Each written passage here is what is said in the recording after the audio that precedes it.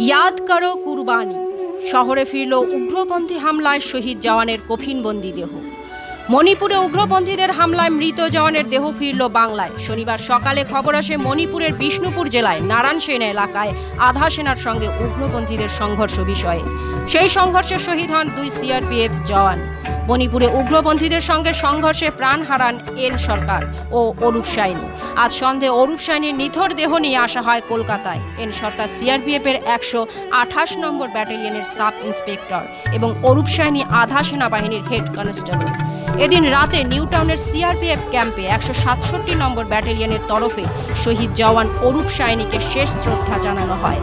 কেন্দ্রীয় আধা সেনাবাহিনীর 2 জওয়ানের শহীদ হওয়ার ঘটনায় শোক প্রকাশ করেছেন বিধানসভার বিরোধী দলনেতা শুভেন্দু অধিকারী।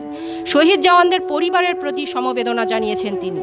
হেড কনস্টেবল অরূপ সাইনির বাড়ি বাঁকুড়ার সোনামুখী ব্লকের পাঞ্চাল গ্রামে। মণিপুরের ওই উগ্রপন্থী হামলায় জখম হয়েছেন ইন্সপেক্টর যাদব দাস ও কনস্টেবল আফতাব হোসেন।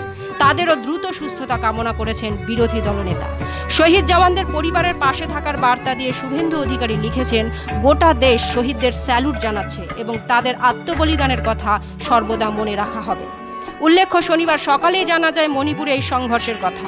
গুলির লড়াই শুরু হওয়ার কিছু সময় পরেই উগ্রপন্থীরা আধা সেনার আউটপোস্ট লক্ষ্য করে বোমা ছোড়ে। সেই বোমা ফেটে শহীদ হন 2 জওয়ান। আরও 2 জওয়ান গুরুতর জখম অবস্থায় হাসপাতালে চিকিৎসাধীন রয়েছে।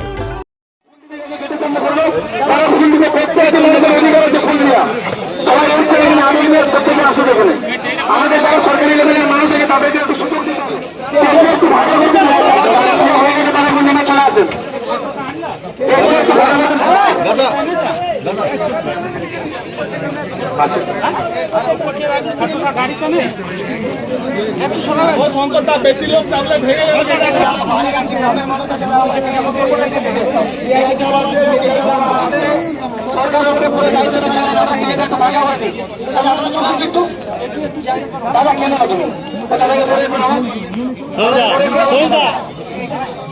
এই আমার এই জেলা